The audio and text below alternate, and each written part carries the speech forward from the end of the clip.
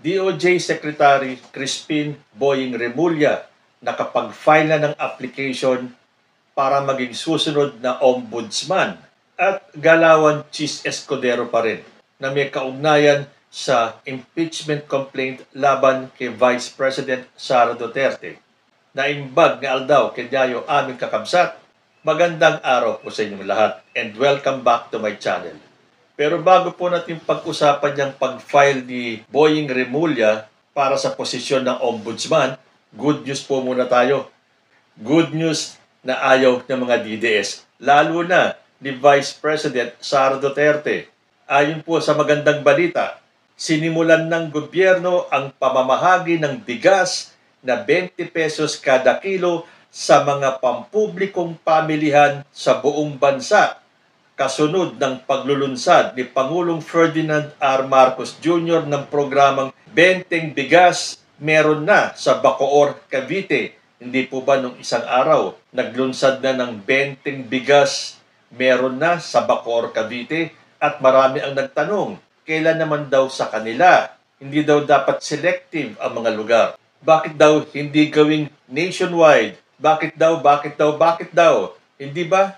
Nung wala pa yung bigas na yan at pinangarap pa lang ni President Bongbong Marcos, ang dami nang nagsasabing hindi daw tinupad ni BBM yung kanyang pangako, kahit na alam natin na yan po ay kanyang aspiration, pangarap, na natupad naman. So itong mga bumabatikos dyan sa 20 pesos na yan, nung wala pa, ang dami nilang puda.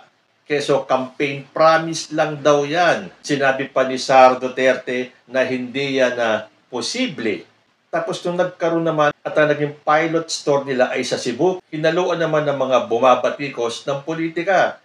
Keso kailangan daw sa Cebu dahil mahina daw si BBM sa Cebu. So kailangan mag-umpisa doon.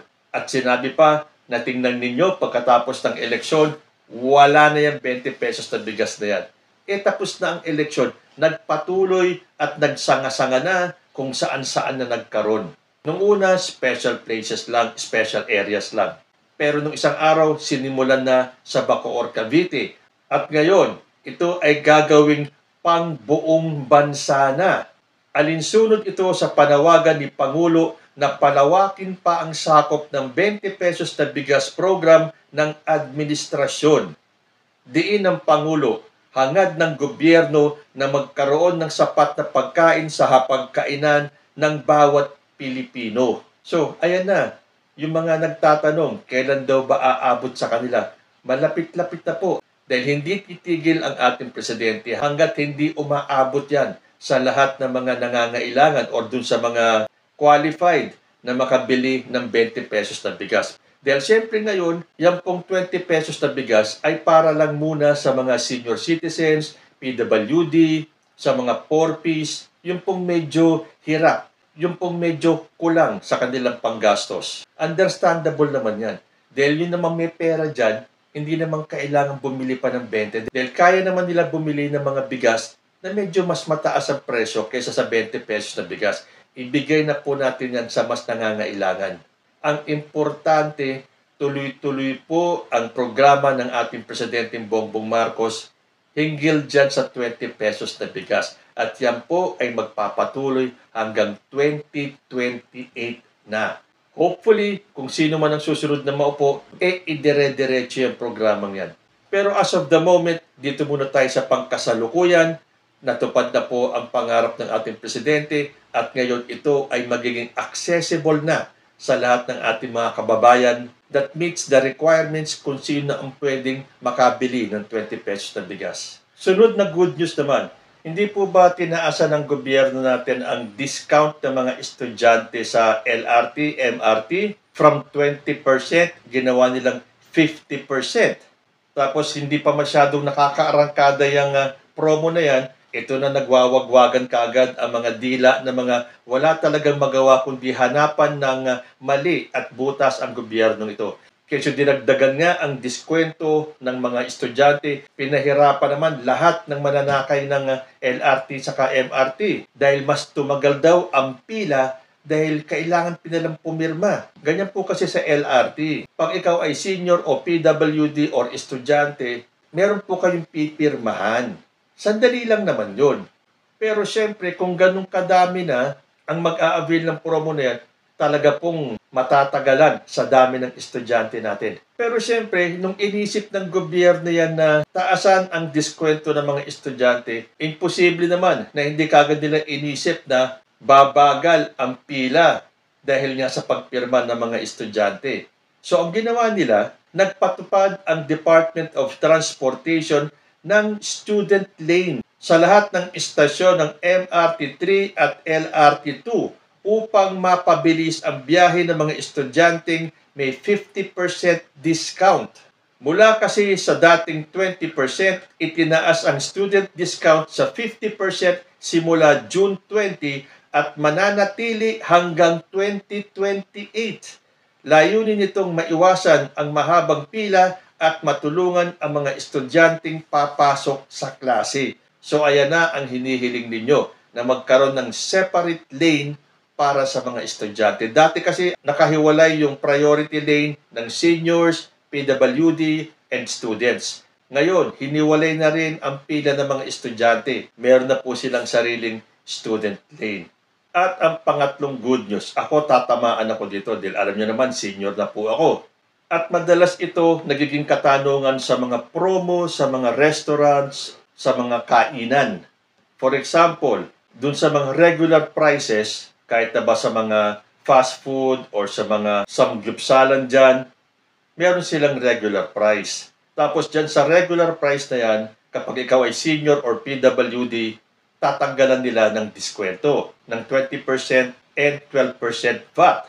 Ngayon, nung nauso yung mga promo-promo, at yung promo na yon ay for the general public. Kunyari, ang regular price ng isang samgyupsalan ay 500 pesos, maglalagay sila ng promo at gagawing 350 na lang. Example lang po yan ha. At yung 350 is for the general public. Pero siyempre yung mga PWD, yung mga seniors magtatanong pa rin. Meron pa bang senior discount yan? Meron pa bang PWD discount? Sasabihin nila, wala na po kasi nakapromo na yan. So mapapaisip ka, ginawa ninyong presyong pangkalahatan. Nasaan na napunta yung privilege ng seniors and PWD? Hindi ba dapat kahit na nakapromo ka, tatanggalin mo pa rin ng diskwento? Dahil kung sasabihin mong wala na pong discount dahil discounted na yun, nakapromo na po yan, nawala yung privilege ng seniors and PWD. Para ka nang naging kapareho ng mga regular customers. Although may mga restaurants naman na sasabihin nila, pwede po, kaya lang ibabalik natin sa original price, saka natin tatanggalan ng discount. So para hindi na magkaroon ng inkwentro o ng balitaktakan o ng debate, tatanggapin mo na lang na nawala na yung iyong discount dahil nakapromo na nga sila. Ngayon, nagkaroon po ng House Bill. At ito ay para sa mga senior at PWD. Ayon po sa balita sa GMA, House Bill eyes senior PWD discounts on top of promo offers. A bill granting 20% discount and 12% value-added tax exemption to senior citizens and persons with disabilities on top of any promotional offer has been filed at the House of Representatives. The proposed measure provides that the discount granted to senior citizens and persons with disabilities, including the 20% discount and exemption from the value-added tax on goods and services, or the special discount on purchase of basic necessities and prime commodities, will be in addition to any prevailing promotional offers or discounts extended by business establishments, if any, has been provided, but in no way that it will require presentation of booklets in the procurement of goods. Further, the bill states that a promotion or discount offered by a business establishment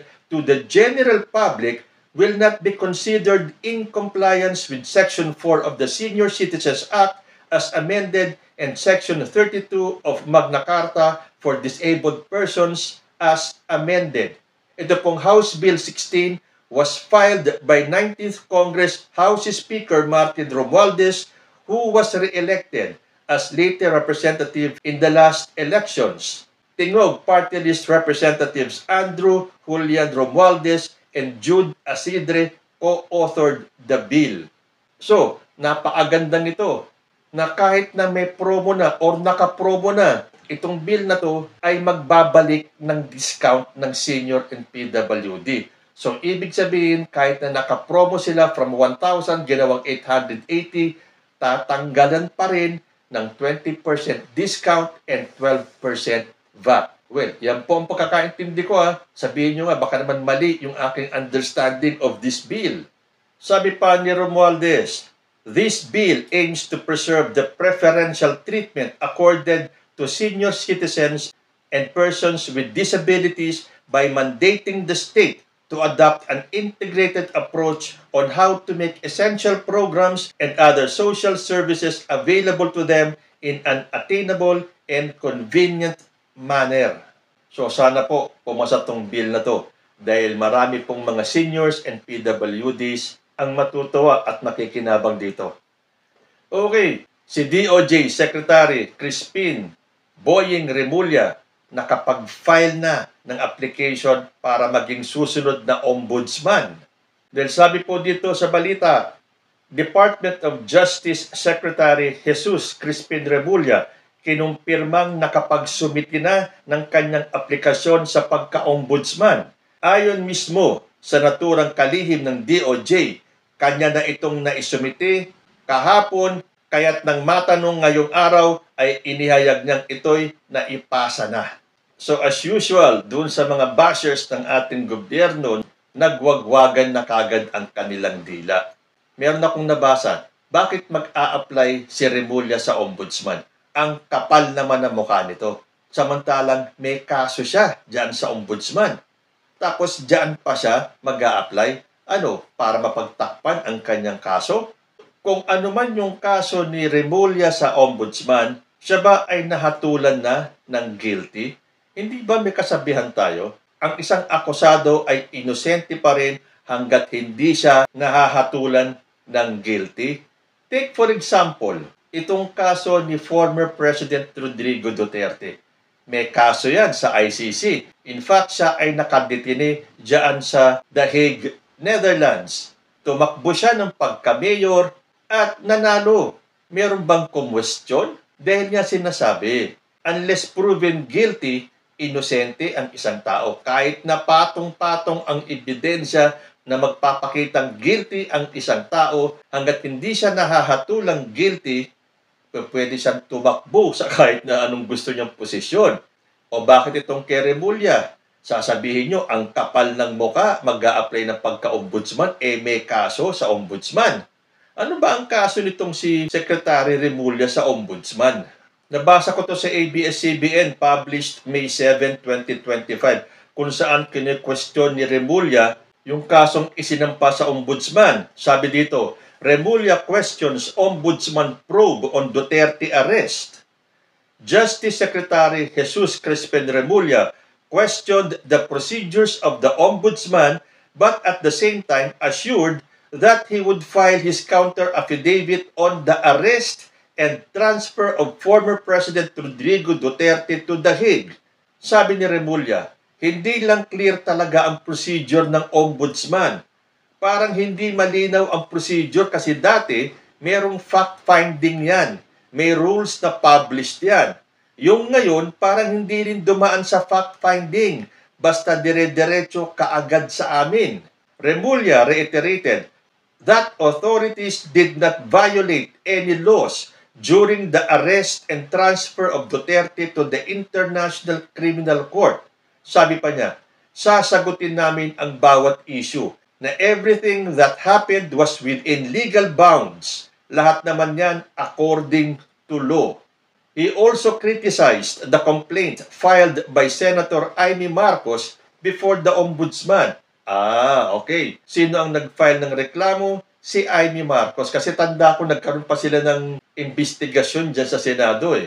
At ang humawak nito, si Amy Marcos pa. Sabi pa rin ni Remulla, it is actually the complaint itself. Parang na-weirdan ako. Hindi naman committee report eh. Why the haste?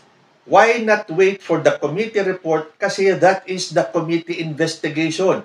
What was contained was the chairman's report. That is a little strange. Pero kinwestiyon ni Remulla yung timing ng filing of the complaint. Pag tapos na ang eleksyon, tapos na yon. Kasi parang in aid lang yan eh. Gusto lang talaga makakuha ng publicity tungkol sa eleksyon. Wala tayong magagawa niyan. Tingnan na lang natin kung ano ang kahihinatnan. Kung sakaling si Remulla nga ang pumalit kay Martires, sabi naman ng marami. Kaya naman nag-iingay ang mga DDS dahil natatakot sila dahil oras na si Remulla ang maupo sa ombudsman, makakalkal lahat ang dapat kalkalin sa kaso ni Vice President Sara Duterte sa ombudsman. Makaligtas man siya sa impeachment trial, sa ombudsman, hindi, lalong-lalo na kung si Remulla na ang may hawak nito. At papalapit na po ng papalapit ang impeachment trial ni Sara Duterte na magsisimula, if I am not mistaken, July 29 or July 30, na ngayon ay sinasabi nga ng grupo ni Chis Escudero na malamang na ipadismiss. So marami ang kumukontra kay Chis Escudero dito sa kanyang mga galawan. Bakit ang mga senator judges ang mag-move to dismiss the case? Sabi nga dito sa balita, binueltahan ni Father Ranilio Aquino, Dean ng Graduate School of Law sa San Beda University, Manila, ang pahayag ni Senate President Francis Chis Escudero na wala umanong nakasaad sa konstitusyon na bawal maghain ng mosyon ang isang senator judge. Ito ay kaugnay sa posibleng paghain ng motion to dismiss sa impeachment case laban kay Vice President Sara Duterte. Ito na nga ang galawan ni Escudero eh.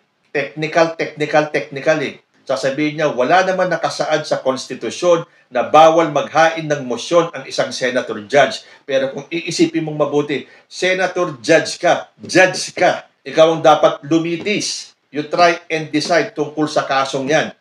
Tapos ikaw mismo ang magfa-file ng motion to dismiss. Kalokohan yan. Hindi porket hindi nakasulat sa konstitusyon, kung talagang hindi man nakasulat sa konstitusyon, legal na yung gusto nyong gawin. Hindi ba kung minsan kailangan gamitan ng utak? Ipinaliwanag ni Aquino na from the very nature of the fact na nakaupo na bilang impeachment court ang Senado, ay hindi na dapat umano manggagaling sa mga hukom ang paghahain ng mosyon, kabilang ang motion to dismiss. Dapat ang nasasakdal ang nagfa-file ng motion to dismiss. So from the very nature of the fact that the Senate sits as an impeachment court, bawal ang isang hukom na mag-motion na i-dismiss yung kaso. Yan ang iginiit ni Father Ranilio Aquino. Aniya, bagaman wala umanong nakasaad sa konstitusyon na dapat impartial yung judge, ito pa rin umano ay isang demand ng due process na dapat impartial yung judge. So walang silbi ang argumento na yan. Hindi nga ba? Kung yung ordinaryong mamamayan, maiintindihan ka agad ito eh. Ikaw yung judge.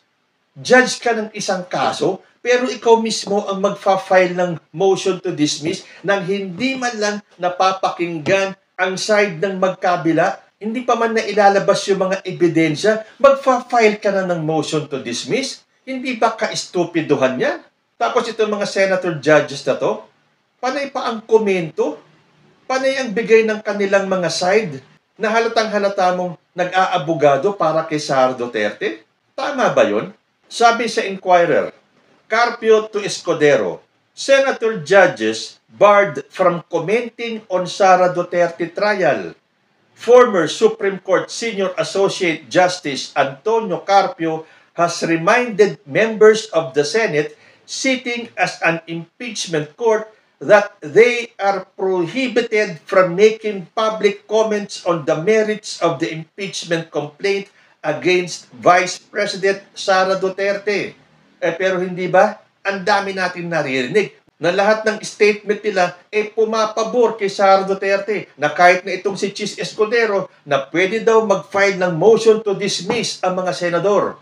Sabi nga ng isang nabasa ko itong mga senador natin, ang galawan, pakapalan na lang ng muka. Tuloy ko, Carpio issued the reminder following remarks by Senate President Francis Chis Escudero, who criticized the former justice last week for speaking out on the Senate's handling of the case. Kaya naman pala, kinall out ni Carpio ang galawan ni Chis Escudero. Balat sibuyas si Chis Escudero. Walang pwedeng komisyon sa mga desisyon niya diyan sa Senado. Kasi para sa kanya, siya ang batas sa Senado. Meron silang sariling saligang batas na sinusunod. Walang may karapatan. Kahit na ikaw ay law expert, constitutional expert, o kung anumang expert ka, huwag niyong questionin ang aking desisyon. Yan po si Chis Escudero, the way the people see him now. Sabi ni Carpio, there is a provision in the Senate rules on the impeachment. It says, the presiding officer and the senator judges shall refrain from commenting on the merits of the impeachment case. So dapat sila huwag mag-comment. Pero ang ginagawa nila, sunod-sunod ang kanilang pagkomento in favor of Sara Duterte. Halata ba? Hindi naman masyado. Obvious lang naman. The gag rule is there in the Senate rules. The Senate, the presiding officer, and the senator judges shall refrain from commenting publicly on the merits of the impeachment case. Sabi pa ni Carpio, ako pwede na ako mag-comment ngayon dahil I am a private sector already. I am a private citizen. Pero itong mga senador natin, meron silang Senate rules, pero sila pa ang bumabali nito. They make the rules and they break it. Pero hindi po natutulog ang sambayanang Pilipino. Hinihintay po natin ang pagsisimula ng impeachment trial ni Vice President Sara Duterte. At habang pinatatagal ng Senado ang trial nito, lalo pong nag-aalab ang damdamin ng mga Pilipino na dapat malaman natin ang katotohanan. The truth and nothing but. Kayo po, ano ang masasabi ninyo? Comment lang po down below and I will see you in my next video. Diyos ti Agmina.